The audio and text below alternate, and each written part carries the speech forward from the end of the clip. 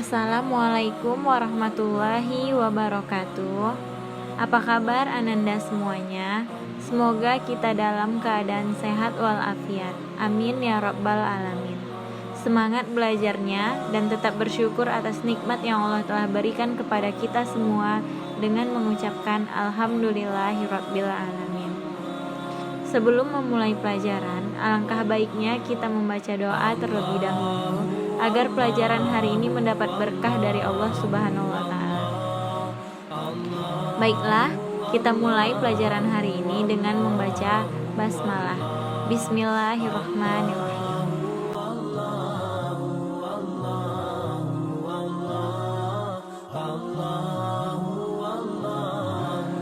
Baik, sebelum memulai pelajaran, Ibu akan menjelaskan apa yang akan kita pelajari hari ini. Kita akan mempelajari materi tentang saling menasihati dan berbuat baik atau disebut juga dengan sikap ihsan.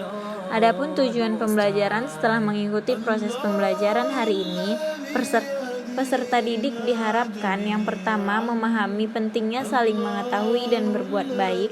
Yang kedua, mengetahui dalil tentang anjuran saling menasihati dan berbuat baik. Yang ketiga, menganalisis kaidah tajwid di dalam Quran surah Luqman ayat 13-14 tentang menasihati dan berbuat baik. Yang keempat, mengetahui hikmah dari bersikap saling menasihati dan berbuat baik atau disebut juga dengan sikap ihsan. Kenapa harus saling menasihati dan berbuat baik? Karena manusia dianugerahi oleh Allah Subhanahu wa taala nafsu yang memiliki kecenderungan kepada kebaikan yang biasa disebut dengan positif dan kejahatan yang biasa disebut dengan negatif. Nah, dengan nafsu itulah manusia dapat meraih martabat tertinggi ketika potensi positif nafsunya sedang optimal, dan ia pun dapat terjerembab ke dalam kehinaan ketika potensi negatif nafsunya sedang berperan, sehingga perilakunya dibimbing oleh nafsu negatif tersebut. Nah, pada saat itulah manusia terlena karena mengikuti nafsunya. Itulah ia membutuhkan teguran dan peringatan dari orang lain supaya sadar dan kembali kepada kebaikan. Itulah kenapa kita dianjurkan untuk saling menasihati dan berbuat baik.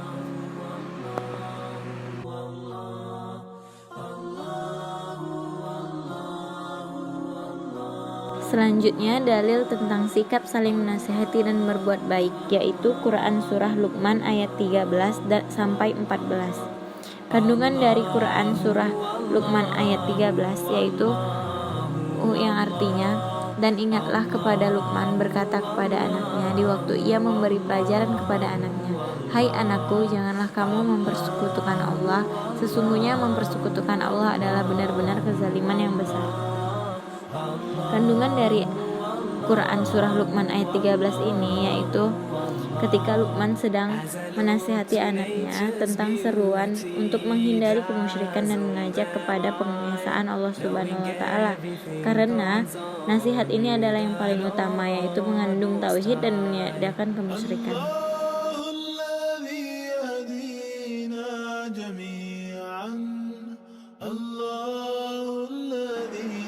Kemudian Quran surah Luqman ayat 14 yang artinya, dan kami perintahkan kepada manusia berbuat baik kepada kedua orang tua ibu bapaknya. Ibunya telah mengandungnya dalam keadaan lemah yang bertambah-tambah dan menyapihnya dalam 2 tahun. Bersyukurlah kepadaku dan kepada kedua orang ibu bapakmu, hanya kepadakulah kembalimu. Maksud dari Quran surah Luqman ayat 14 yaitu Allah memerintahkan kita untuk selalu bersyukur kepada kedua orang tua, terutama ibu yang telah mengasuh sedangkan ayahnya telah memberikan nafkah untuk keluarga. Setiap muslim harus bersyukur kepada kedua orang tua dengan selalu berbuat baik kepada keduanya.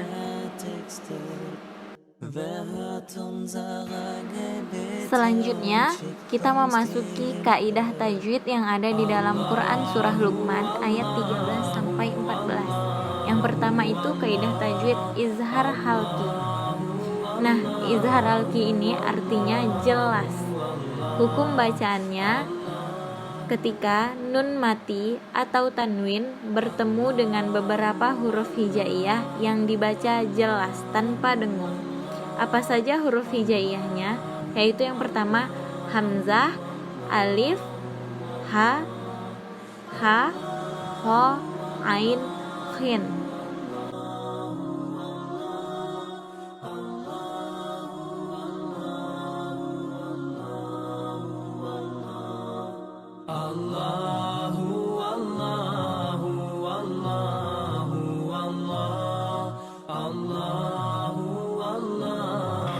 Contohnya izhar halki yang pertama yaitu min hadin. Izhar halkinya yaitu nun mati bertemu dengan huruf ha, dibaca min hadin. Yang kedua yaitu wanhar. Nah, izhar halkinya ketika nun mati bertemu huruf ha, dibaca tanpa dengung dan jelas wanhar. Yang ketiga khaufun alaihim. Nah, izhar halkinya terletak pada fa tanwin bertemu dengan ain, dibaca jelas khaufun alaihim.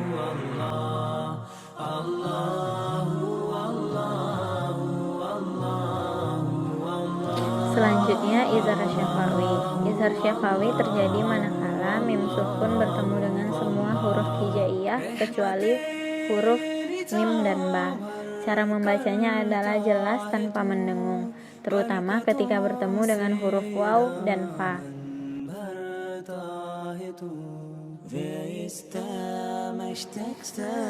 Contoh izhar syafawi dalam Al-Quran, contohnya salah satunya adalah walam yakul lahu kufuwan ahad, yaitu ketika mim mati bertemu huruf ya.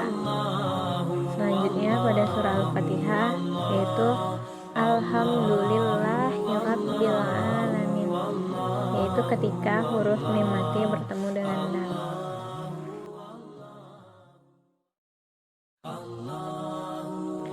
Selanjutnya ada kaidah tajwid mat tabi'i.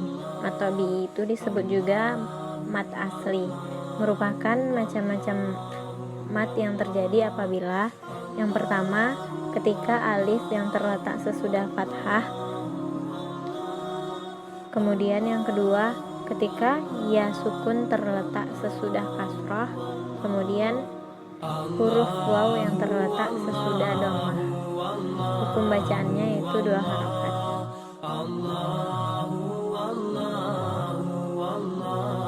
Nah, contoh mat tabi'i itu contohnya yaitu yang pertama iya kana. Nah, mat tabi'inya terletak pada huruf ya bertemu dengan huruf alif sesudah fathah, ya fathah. Kemudian yang kedua alladzina. Nah, mat tabi'inya terletak pada huruf za bertemu dengan ya sukun sesudah kasrah. Kemudian yang terakhir al-mahdub, yaitu ketika huruf do bertemu dengan waw sukun sesudah baris dhammah.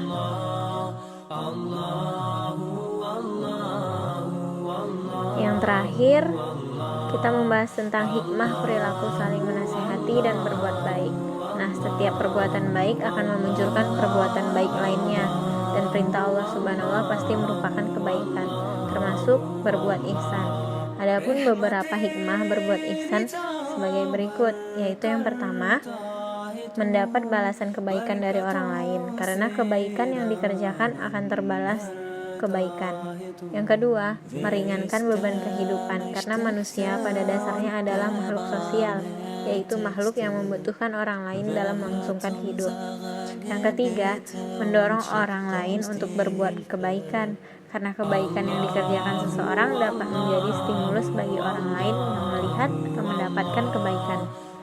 Kemudian yang terakhir, mengeratkan silaturahmi, karena dengan berbuat baik kepada orang lain akan menjadikan hubungan keduanya semakin dekat.